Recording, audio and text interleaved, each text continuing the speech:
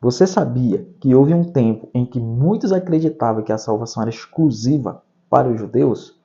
E você sabe me responder por que Deus escolheu Antioquia para se tornar o maior centro missionário da igreja primitiva? E o que levou o Espírito Santo a separar Paulo e Barnabé para uma história que mudaria o cristianismo? E será que a igreja de hoje continua ouvindo a voz do Espírito Santo? E qual é a nossa responsabilidade na expansão do Evangelho? Essas e outras respostas você vai descobrir agora aqui na TV EBD. Eu sou o pastor Rodrigo Lima e convido a você a permanecer conosco até o final desta aula, porque hoje vamos aprender como Deus abriu as portas para que todas as nações fossem alcançadas pela mensagem salvadora de Jesus Cristo.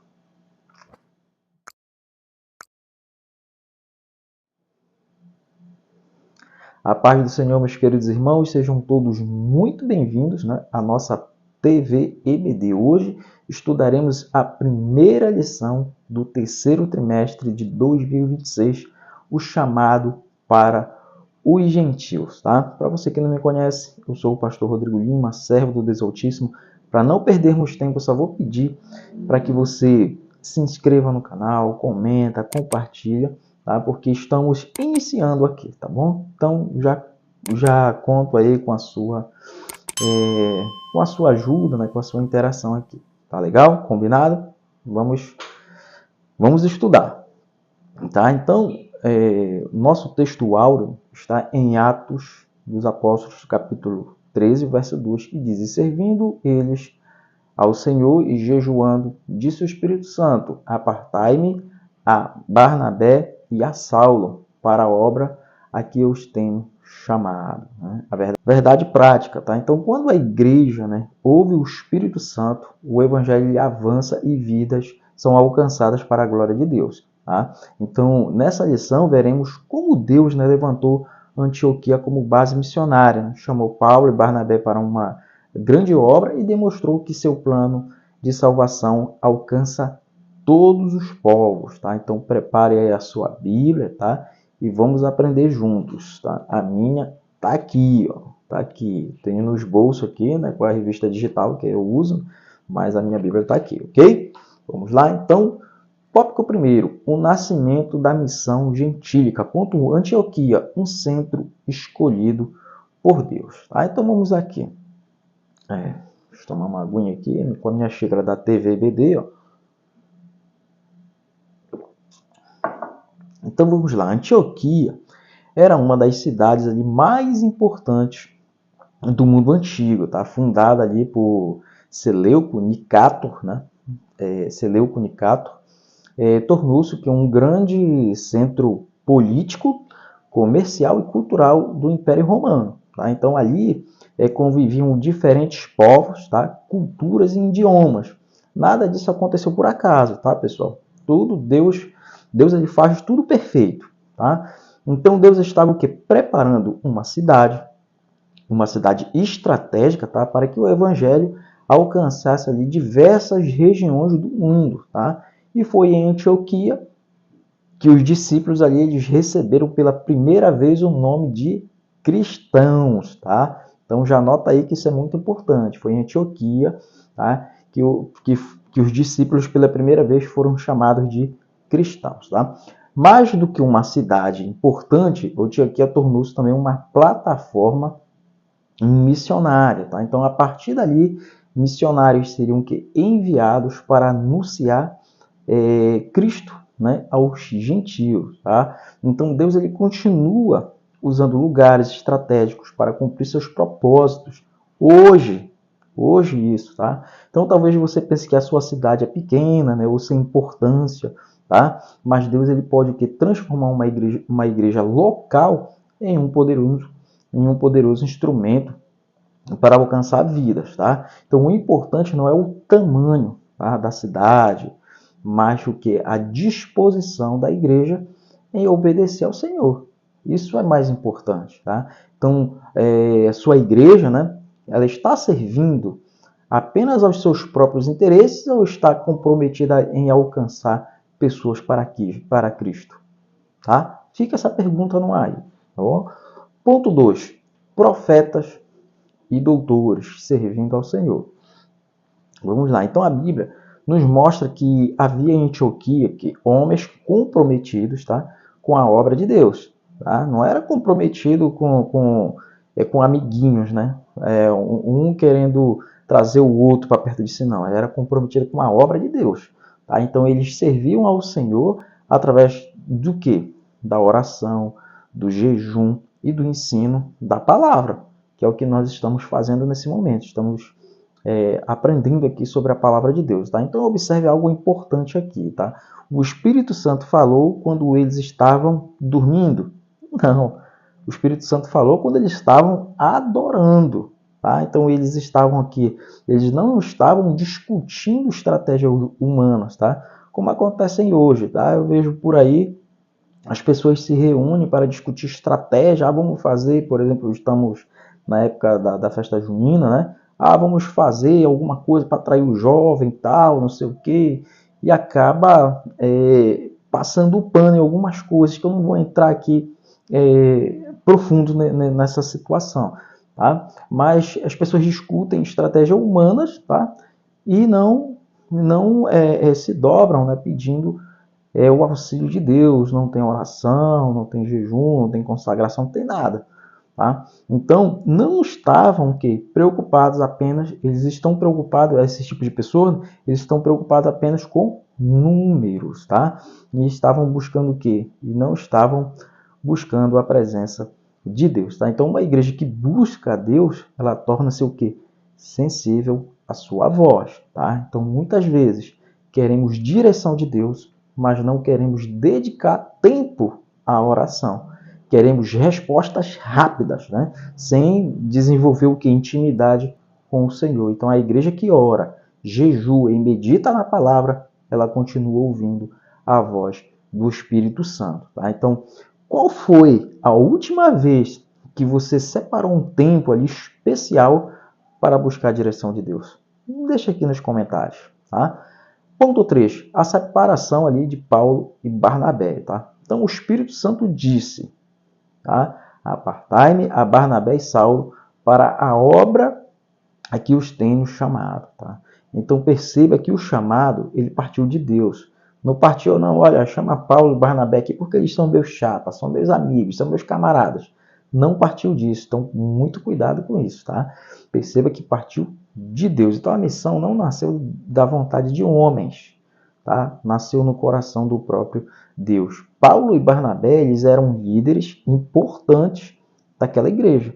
Mesmo assim, Antioquia não tentou retê-los. Tá? Hoje em dia eu vejo quando dizem, o pastor de igreja A vai para a igreja B, porque vão chamar, pronto, os membros da igreja A se debandam todinho. Por quê?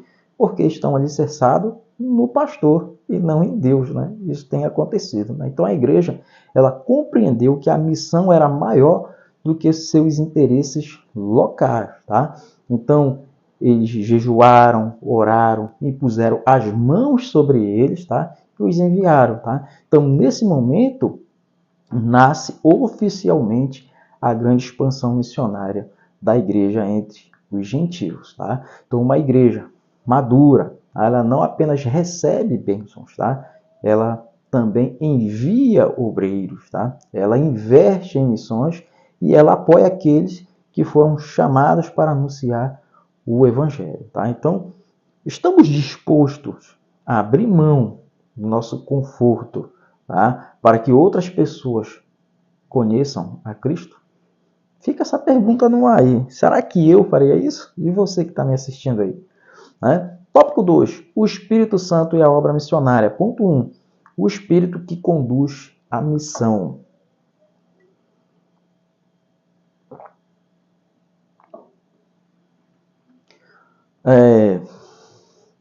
Quando observamos o livro de Atos, tá, percebemos que o verdadeiro protagonista não é Pedro, nem Paulo ou Barnabé. Não é nenhum deles. O protagonista é o Espírito Santo, pessoal. Tá? Foi ele quem capacitou os discípulos no Pentecostes. Foi ou não foi? Foi ele quem direcionou a igreja. Foi ele quem levantou missionários. E foi ele quem abriu portas para a pregação do Evangelho. Então, a obra missionária não nasceu de estratégias humanas, como eu falei anteriormente. Tá? Ela nasce da vontade de Deus. Tá? Então, a igreja cresceu porque seguiu a direção do Espírito Santo. Tá? Ainda hoje, precisamos aprender, ou melhor dizendo, depender. Aprender também, né? Aprender e depender da direção do Espírito. Tá? Nem todo projeto, tá, pessoal, é um projeto de Deus. Guarde isso, nem todo projeto é um projeto de Deus. Nem toda oportunidade é uma porta aberta por Deus. A gente precisa aprender também sobre isso, tá? Por isso devemos buscar o que? Discernimento espiritual antes de tomar decisões, tá? Então, você tem buscado a direção do Espírito Santo ou está tomando decisões apenas baseado em sua própria experiência? Que às vezes a gente se perde, né? A gente acha que é o Espírito Santo quando na verdade não. É o meu próprio eu, tá? É a minha própria vontade que está na frente, tá? Ponto 2. O poder do Espírito Santo na evangelização dos gentios. Vamos lá. O batismo no Espírito Santo transformou homens comuns em testemunhas ousadas, certo? Então, aqueles discípulos que antes estavam escondidos, tá? Agora eles pregavam publicamente. Tá? Então, a coragem ali não vinha deles. Tá? Vinha de quem? Do Espírito Santo. Né?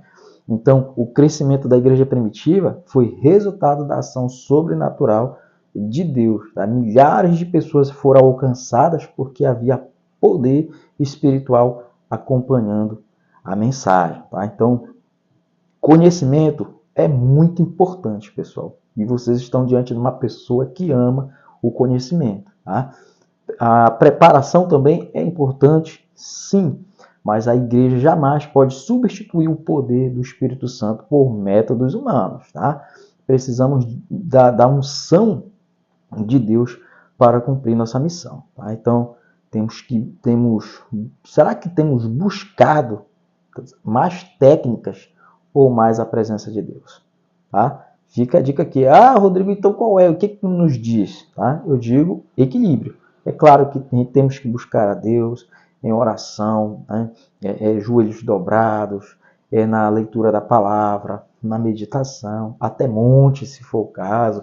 Tá? Temos que estudar, se você tiver condições, faça teologia, tá? Estude teologia. Mas nada disso vai substituir a presença de Deus. Tá? Ponto 3. Evidências da ação missionária do Espírito. Então vamos lá. As viagens missionárias de Paulo e Barnabé demonstram ali, né, claramente a ação do Espírito Santo. Isso ninguém discute. Tá?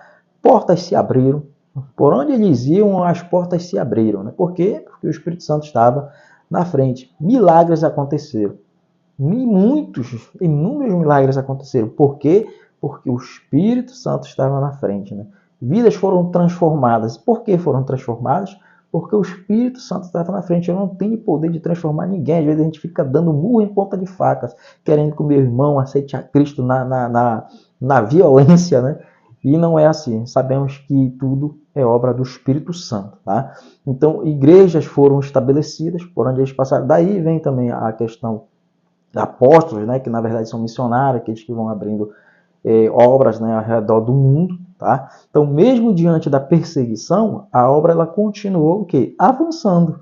Tá? Então, quando Deus está conduzindo uma missão, os obstáculos não conseguem impedir seus propósitos, jamais. Tá? Então, talvez você, né, esteja enfrentando aí dificuldades em sua caminhada cristã. Tá? Todos nós enfrentamos. Então, lembre-se de que Deus, né, ele continua trabalhando, mesmo quando as circunstâncias, né, parecem desfavoráveis. Tá? Então, isso vai nos acontecer a todos, quer do maior ao menor. E se tem alguém vendendo o evangelho para você, dizendo que vem para Cristo e que seus problemas acabaram, vou dizer uma coisa, é que nem a propaganda do Tabajara, não vai a lugar nenhum. Tá? A galera aí que tem mais de 40 vai entender, né? Quando eu quis dizer aí, questão Tabajara, tá? Então vamos lá, você consegue enxergar a mão de Deus agindo mesmo nos momentos difíceis? Essa é pra gente refletir aí, tá? Tópico 3, A igreja como agência missionária. Ponto 1. A igreja que ouve a voz de Deus.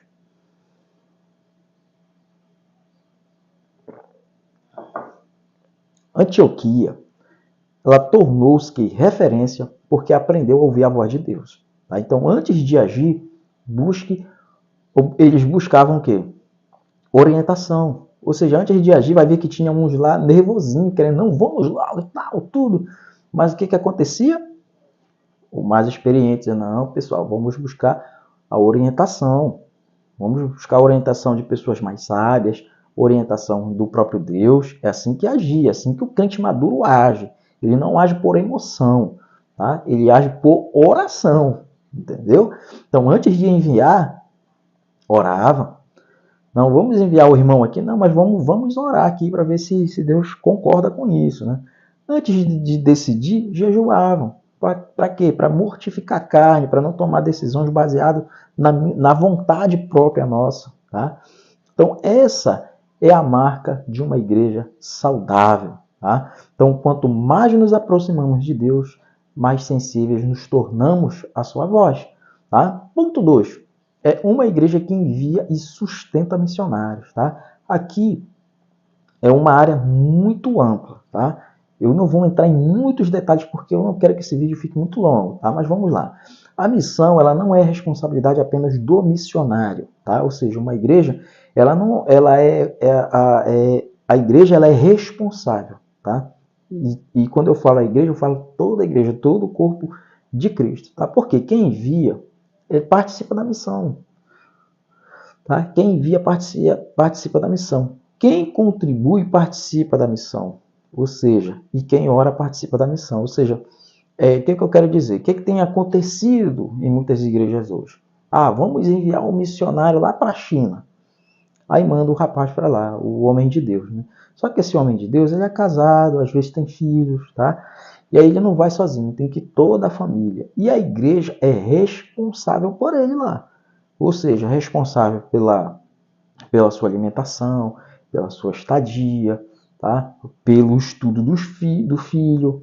Tá? Então, tem muitas igrejas que enviam a família para qualquer lugar que seja, envia e aí dá o primeiro sustento, aí no primeiro mês, no segundo, no terceiro não manda mais nada, e abandona o homem de Deus lá. Gente, isso é vergonhoso, não pode fazer isso. Ou seja, se a igreja não tem condições de sustentar um missionário, seja aonde quer que qualquer lugar do mundo, então não envia. Eu não acredito que Deus te deu essa direção de enviar uma família, seja lá para onde for, e depois abandoná-la lá porque você vai dizer que não tem recursos para sustentar essa família. Isso é vergonhoso, então não faça isso. Tá? Talvez você nunca vá, né, para outro país pregar o evangelho, mas você pode sustentar aqueles que foram enviados. Tá? Então aqui é aqueles que podem, né, e têm condições de sustentar.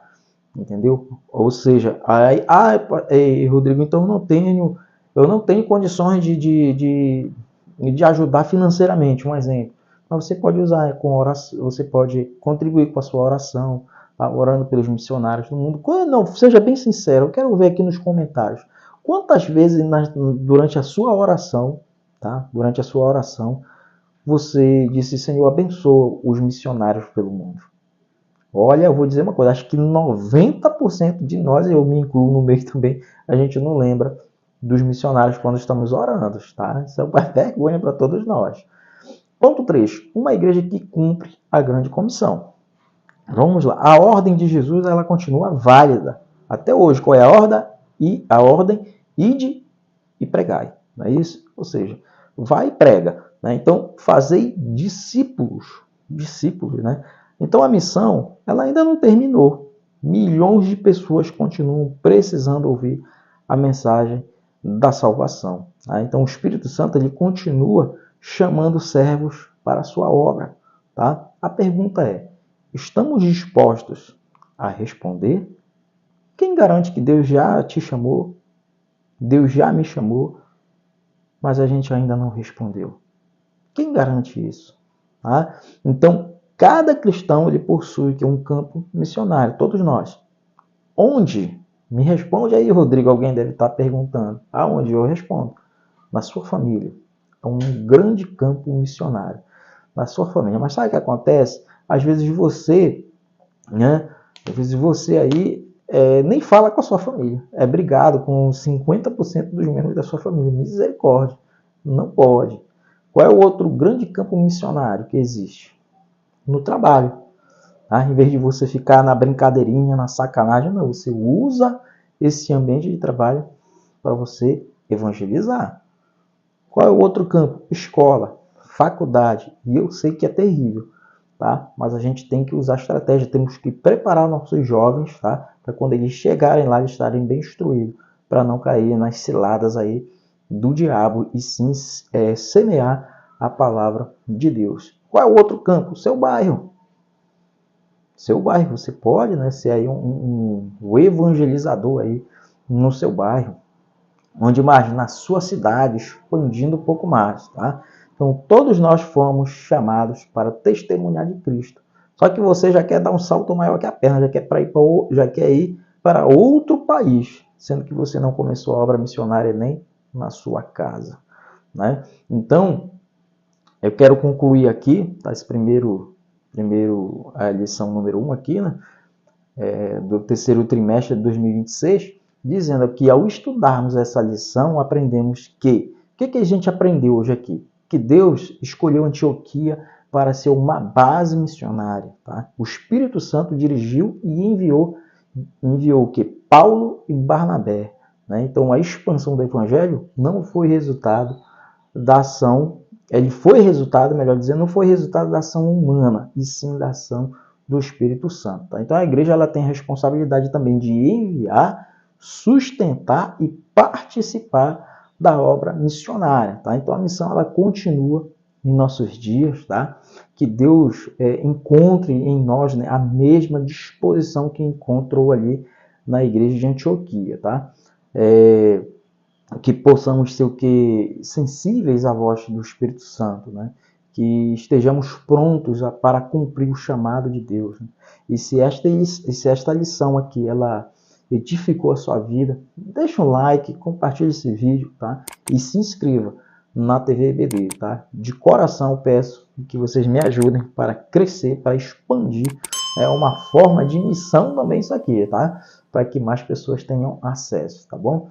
Deixe nos comentários aqui o que mais chamou a sua atenção nessa lição, tá? Que Deus abençoe sua vida e até a próxima aula, se Deus assim permitir.